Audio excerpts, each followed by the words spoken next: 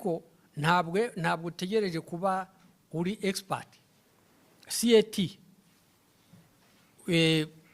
CAT, hano the ICPAR people will train you at a very reasonable cost, and more so CEO yatubwiye yuko hariho uburyo bugiye kuza bw'ikoranabuhanga bityo bizoroha, ariko the cost ugereranyije n'ibindi bihugu byose ku isi, ibihugu byose ku isi mvuga, I'm not exaggerating, ntabwo ari gukabya.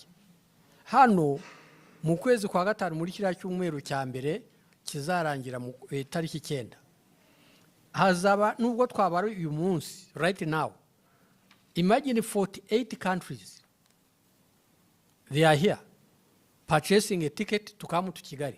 48 countries, as far off as the United States. Okay? So, check how much it costs to train an accountant called a CPA in the US. But they will be here. I can see there is someone coming from US. So, our cost in Rwanda here, given the value of an accountant here in Rwanda, our cost is very commensurate, compares very favorably with other countries all over. Now, then you asked a very good question.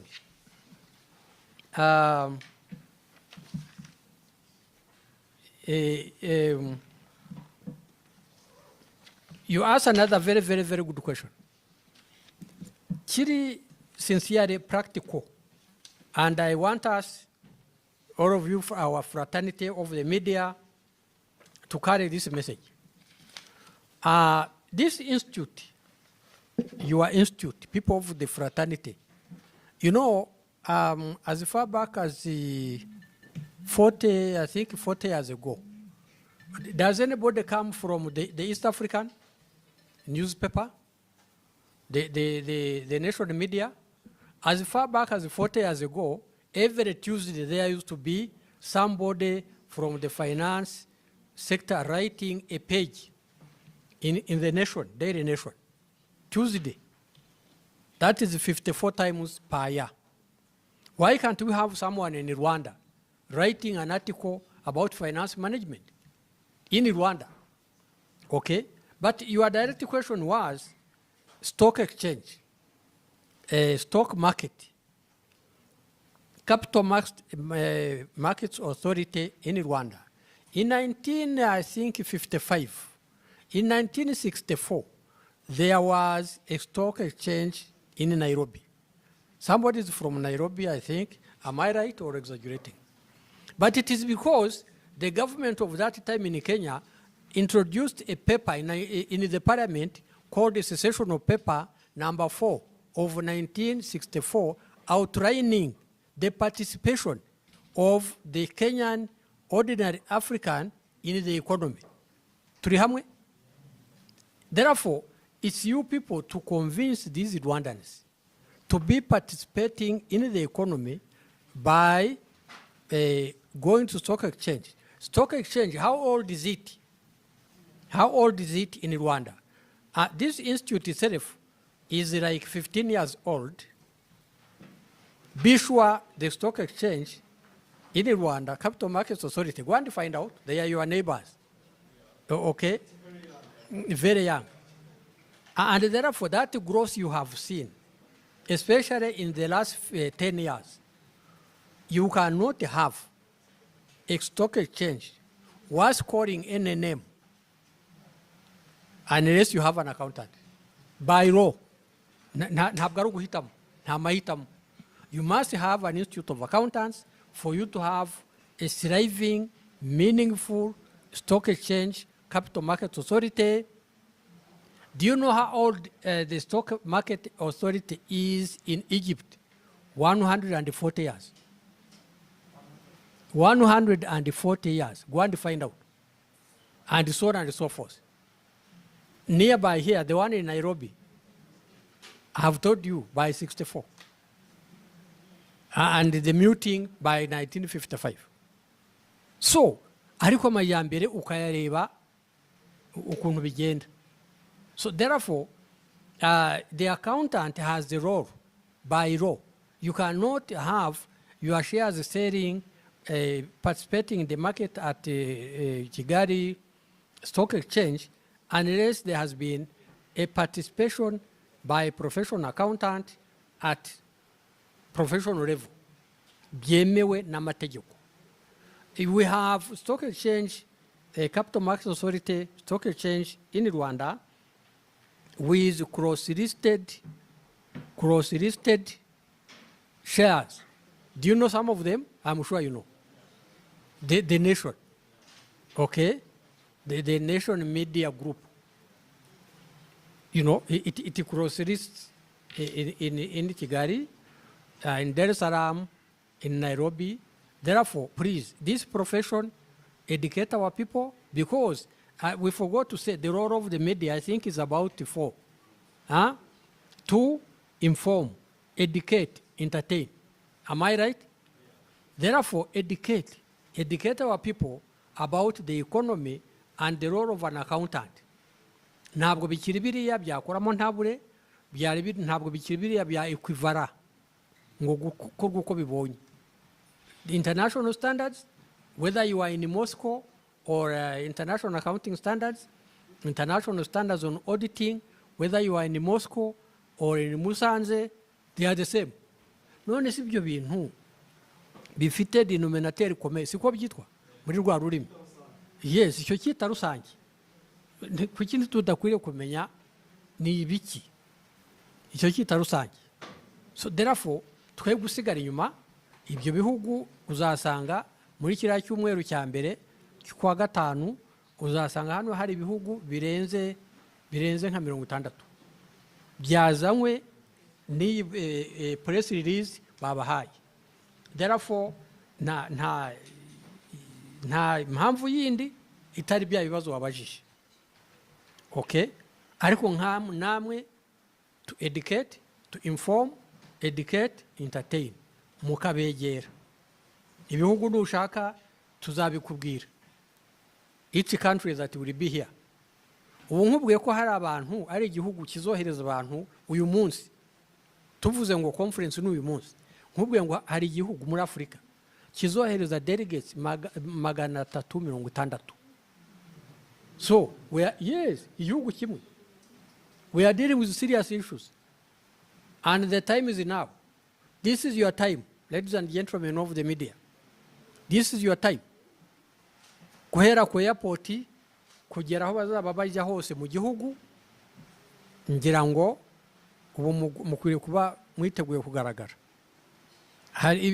Hari igihugu hano hafi ahangaha ngira ngo kizazana abantu 230. That is the Republic of Rwanda and more. Hari igihugu hafi ahangaha, hafi aho wagenda n'imodoka ukajyayo, kizazana abantu 200, delegates 200. So therefore, kugira ngo mu-interacting nabo mube muri tayari, mwarakoze research zihagije mu gihugu, mu bibyo bihugu byabo bigenda bite. What is the tax per capita? The tax per capita. Ubu mu Rwanda tugezaho the returns, imisoro bitarenze itariki 31 z'ukwa gatatu. Sibyo? Ngira ngo bari baduhaye undi munsi warangiye ejo kubera ide. Ariko accountant ugomba kuba birimo professional. Umuntu agatanga umusoro akuriye gutanga utangiye ku gihe, y'amajyambere mukayabona. Siyo yatubwiraga yuko kuva hano kugera Musanze, ngira ngo no kugera ngira ngo Rubavu isaha 24 waba ugendera ku rumuri. Iyo ugenda mu ndege umenya ko ninjoro, umenya ko ageze i Rwanda ari ukubona amatara ku mihanda kuva Nyagatare kugera hano. Ibyo bintu byose bikorwa n'amajyambere ava mu misoro yanyu, ariko iyi misoro igomba kubiteguwe mu buryo buri professional. So this institute nta kindi bereho nicyo. Your participation is very important. Yes sir. name is Kevin. Who? Kevin. Kevin. Yes. Yes, welcome, Kevin. I'm working for BTA. BDN is what? BTA. BTN. Yes. What is BTN? It looks... Television network. Ah, big traditional network. Television network. Yeah, you look big, eh? Yes. Okay, carry on. The theme of this Congress is creating value for Africa. Yes. But the African continent has a problem of money laundering and misuse of public money. Yes. How do you think this Congress will be a solution for these two questions? My second question is, you said there is some countries who will send more than 200 delegates. Yes. How do having good professional accountants can accelerate the country's economy? Nibiza gukunda mu Kinyarwanda mubwire iyi nama biteganyijwe kizitabirwa n'abantu bangahe baturutse mu bihugu bingahe by'umwihariko noneho n'icyo ngicyo naribuze mu kitubwiye mu Kinyarwanda ni gute kugira ababaruramari beza nk'umwuga bashobora gutuma igihugu iterambere ryacu rizamuka hose. Yes, kanangiriraho icya kabiri urizo ko kinsubiriramo. You will agree with me, Mr. Eugene. I talk Kinyarwanda. It is like the other language, you know, so you will understand. Now, so, kugira ababaruramari, big television network, kugira ababaruramari b'umwuga mu gihugu, how does it tie up with the theme of this conference? Nababwiye ibihugu byateye imbere, twita ngo byateye imbere. Ese gusanga igihugu United Kingdom, UK, England and Wales bari bafite iyi institute mu 1896 biragutangaje ko bageze aho bageze.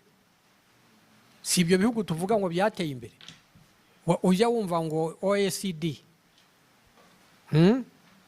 So iterambere ry'igihugu ntabwo waritandukanya n'umwuga w'ubukontabure bw'umwuga.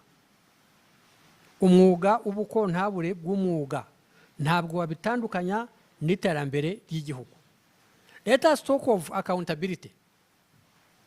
The state of accountability in a nation vis-a-vis the economic development and socio-economic well-being of citizens. You cannot separate it from the accountant's profession, because you talked about financial mismanagement. You see, and you said, you added that the African continent, which is actually the organizer of this conference, has got problem in the financial mismanagement. Ibyo bihugu ntabwo twabivuga amazina, ariko bwana BTN urabazi, ntabwo ndibuvuge amazina. With immense resources, but they cannot account for their resources. Now, in the Constitution of Rwanda, 2015, amended 2015, look at Article 166. Ushatse wareba right now. Article 166 says, all that budget that is underway right now in the country, that will be read around mid-June, Article 166 of the Constitution will ask every budget agent, everyone who uses the budget of a country, Rwanda, ngo ibyo mugiye kuyakoresha byari ibyangombwa gusa. In accountant's profession, that is opportunity cost accounting. You can confirm. That is opportunity cost accounting. That is marginal analysis. Okay? How do you allocate these resources? Ese resources natural mufite mu gihugu hani Rwanda ni izihe ziri hehe? You need an accountant to account for them. Okay? Therefore, misuse of those resources, in most cases, will be presided over or facilitated by financial mismanagement. And this financial mismanagement, fighting it, unless you use a professional accountant, you will be doing a zero-sum game, because you will be involved in superfluous kind of reasoning, accusing, and it becomes superstition. Ngo kanaka twamubonye yaguze vewiti buri agomba kuba ari umujura. That is a counter development. We need so many VWTs here in Kigali, in Rwanda. But how much tax is paid? Are we together? How each VWT pays how much tax? You understand? Bureau productivity. If there has been enough productivity in Rwanda, and the people buy in so many VWTs, they will have paid so much tax. But who accounts for that tax? Who accounts for what the tax does? We talked about the VAT account. Are we together about VAT? Is it BTN? BTN. Okay? So, iterambere ry'igihugu nta kuntu wakuramo umukontabure. Rwanda, you know, Transparency International rates Rwanda in accountability, especially that account yitwa zero tolerance of corruption. Rwanda by rating ahead in East Africa. Rwanda is number 1 for the last how many years? A very good man. 10 years. Accountability. But remember, this institute is 15 years old. Now contribution. Then Rwanda is number 1 in East Africa. Rwanda is number 4 in Africa. Mu bihugu 40, 50 na the AU system. Rwanda is number 50 what in the world. Very good man. So, ubwo rero murabona yuko iri baruramari irikozwe mu buryo bw'umwuga. It facilitates those numbers, those positions. Rwanda, number 1. East Africa. Number 4, Africa. Number 56 in the whole world. How many countries do we have in the UN system? How many? What is 56 over 193? That's the marginal analysis. What percentage?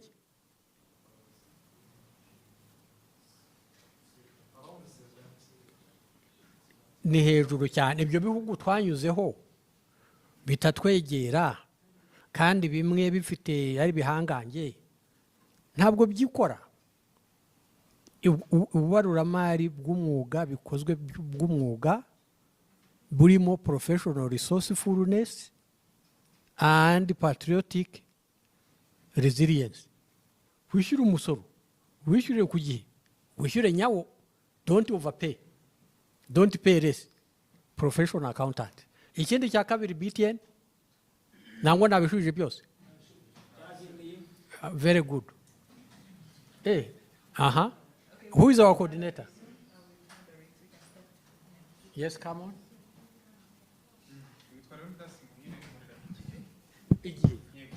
igihe.com. Yes. Mu 2023 mwagaragaje ko ubwitabire abatsindaga ibizamini by'umwihariko muri CPA bari kuri 55%, muri C8 bari kuri 48%, ndetse munagaragaza yuko icyo kigero cy'imitsindire kidashimishije. Sinzi niba ari ikizamini gikomeye ku buryo gikora umugabo kigasiba undi, cyangwa ari abitabira amasomo n'ikizamini nyine bijyana baba badafite cyangwa batari ku rwego rwo gutsinda ibyo bizamini.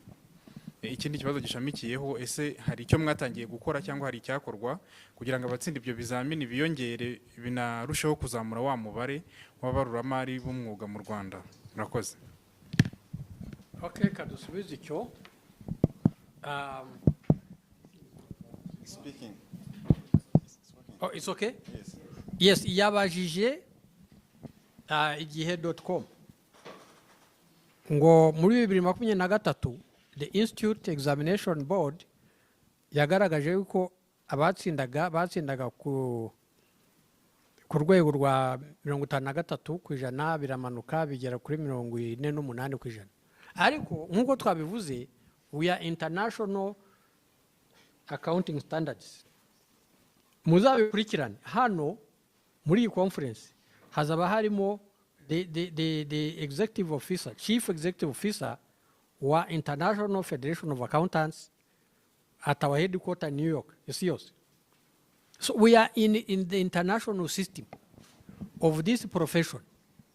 Noneho ugereranye ese when you go to London, SCCA, what is the average pass rate? Aho ntuzasanga ari nka 38 mu bindi bihugu around here. So ariko ngira ngo ikibazo wakinkemuriye ngo ariko aho wenda ntibyaba ari bya bindi ari examine itsindwa n'umugabo igasiba undi.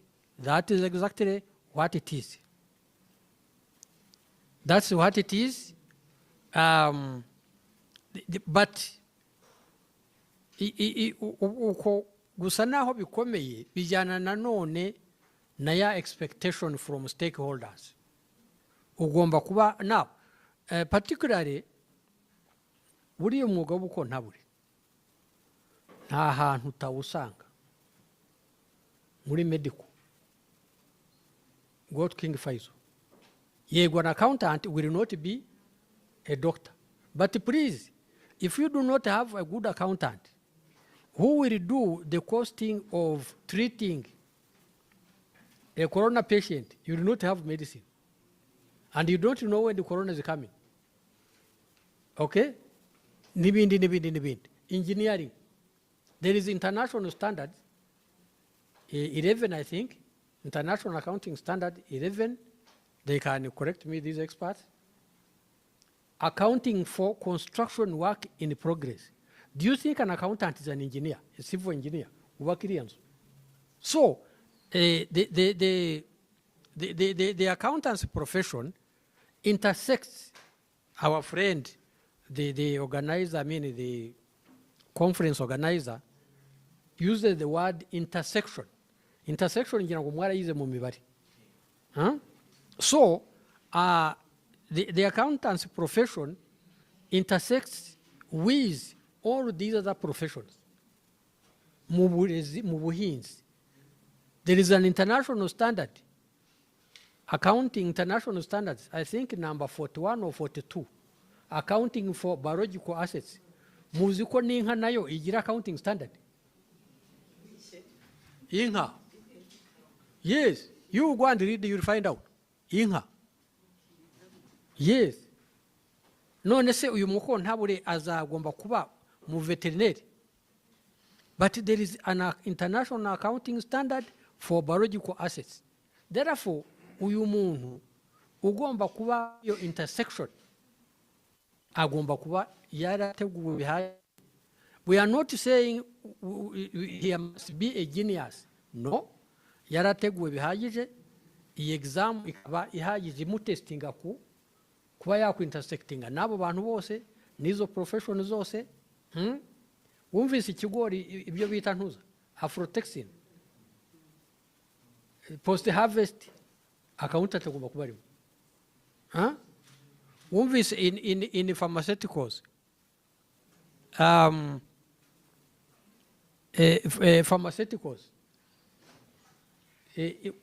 mu miti,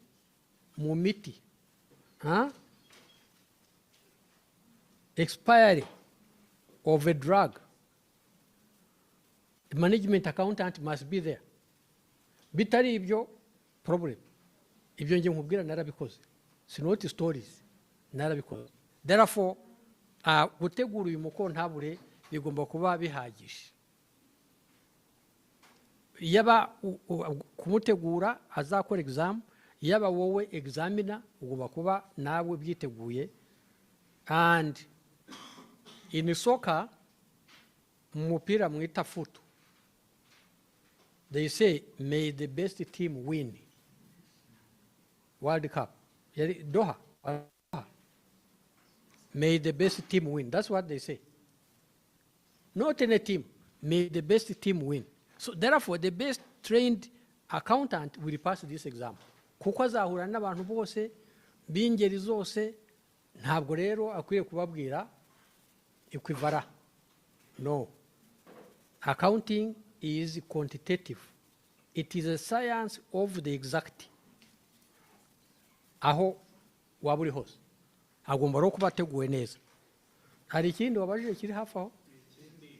Ishamikiyeho uruhande rwanyu nka ICPAR, niba mubona hari igishobora gukorwa cyangwa aricyo mwatangiye gukorwa kugira ngo iryo reme ribe rihari ry'ibizamini bikorwa banabitsinde ariko babe benshi kurusha uko bimeze uyu munsi. Yes, babivuze. Ikimwe siwo yatubwiye yuko buri gihe muri iyi myaka 10 bagenda bavugurura, especially imyigire, tugakorana na za kaminuza. You find out UR, University of Rwanda, n'izindi za kaminuza dufite hano, tugenda tujyayo. Ubu turakorana na REB. So iyo mikorere iragenda ivugururwa, dukorana n'abafatanyabikorwa kugira ngo, ariko ntibibwire ngo bimaze igihe kinini. Ntabwo ari bimaze igihe kinini. So turagenda dukorana n'abafatanyabikorwa kugira ngo tuvugurure kandi dukora sensitization. Remember, inform, educate and entertain. Mugomba kuba mubirimo namwe igihe.com. Nidufatanya uzabona iyo improvement. Ariko ntabwo, you must be proper and fit to pass that exam, because we shall send you out there and the people will say umushoramari uzaba uvuye Nigeria agomba kugusanga uri accountant nk'uwo yasize iwabo. UK the same, South Africa the same, US the same. Agomba kugusanga hano uri umukontabule w'umunyarwanda ntaho utaniye na wa undi yasize iwabo. Okay, that's what we target. Ngira ngo twagiye. Thank you, President. I hope we can get 4 questions at once and then he can respond. No, I'm saying 4 at once and then he could be responding. If you still have more questions, given that time consideration, we can see, but at least let's have first 4. Thank you. My name is Chubero Prince Boris. Yes. Yes, many thanks. Chubero Prince Boris from the ICPAR Rwanda. ICPAR Rwanda. Yes. Yes. There are news. What did you do? A journalist. You are a journalist? No. ICPAR Rwanda is a media house. Yeah. Okay, thank you. Okay.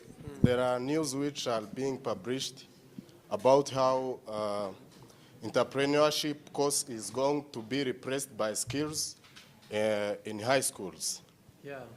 Do you think that this will affect accountants' profession? After that, I have another question saying,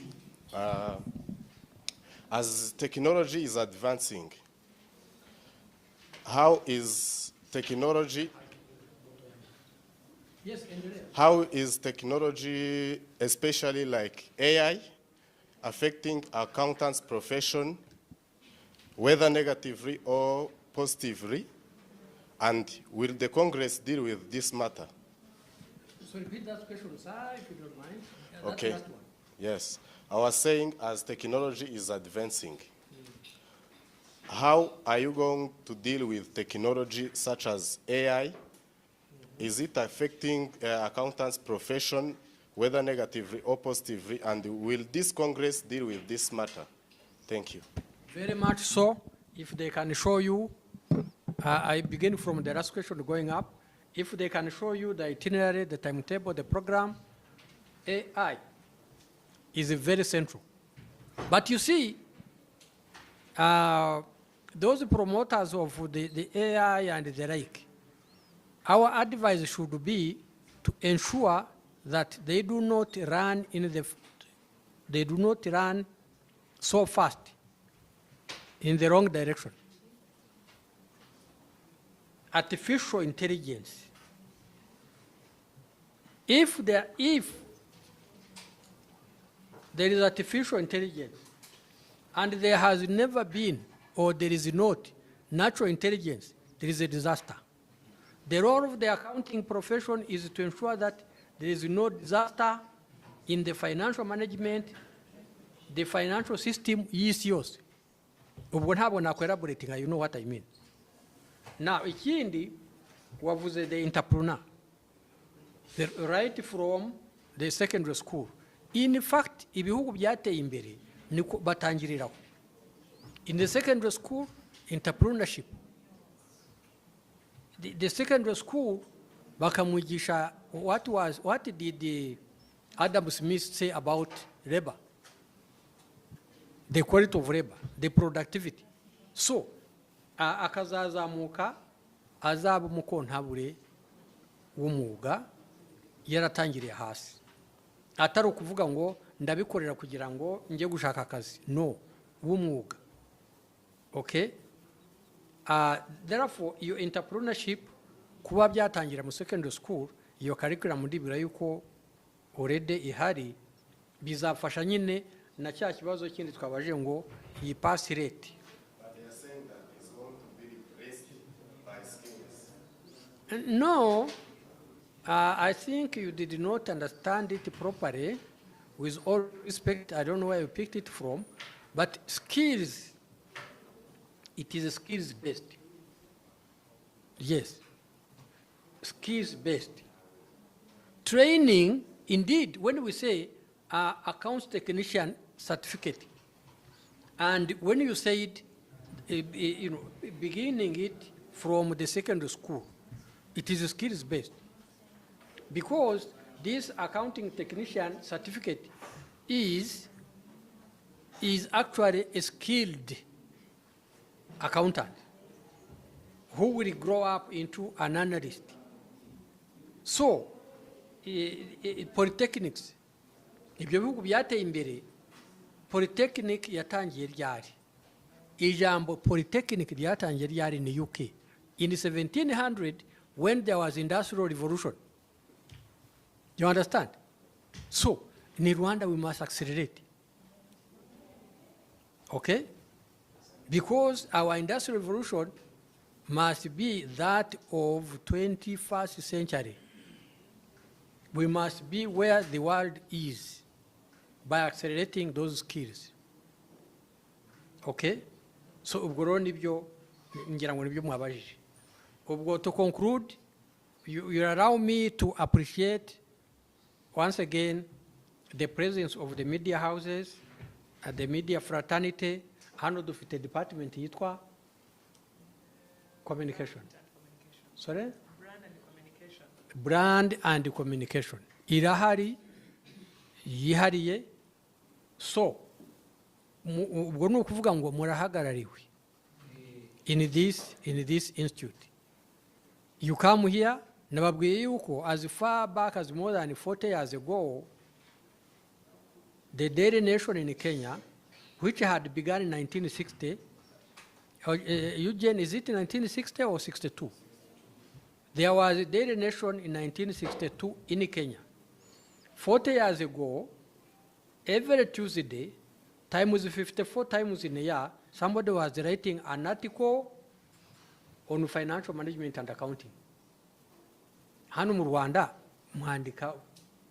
And I've been, for the last more than 16 years, especially bariya ba New Times and the East African, I've been convincing them, please, at least once a week, write an article in the New Times, igihe.com, about financial management and accounting. So, uro dufatanyije, ya pass rate mwavugaga, yazamuka. Mwumvise ko navuze nti, uriya muntu ucuruza imbaho muri kenkeriya hariya mu Gakiriro, abaye afitemo ubukontabure kandi hari uwo nziyo, aho wenda ntiyaba umucuruzi mwiza. Uriya asugurisha amata ye, muzi uruganda rwa Nyagatare rw'amata, uzi kubara productivity y'amata inka hariya Gicumbi bagemura hariya mu ruganda amaritiro 100,000 hari umudamu waduhaye ubuhamya. So please, this profession muyitwara ahantu hose in every aspect of life. Amajyambere muzamubireba NST2 muko ntabure bamuvuzeho iki. So take it to the country. Take this message to Rwanda. Kandi turi hamwe bababwiye yuko dejyane urugendo tururimo nibura yego no gukomeza ariko nibura katurebe uko tuzagendana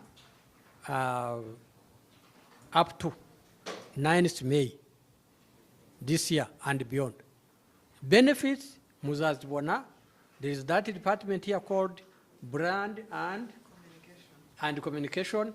Please, any one of you do come here and place any contribution, any comment, any question. There is someone designated to receive you. Thank you very much. Thank you very much for your time and your participation. We have a health break outside. There is tea, coffee for you. And for any further inquiry, you can reach out to our PR.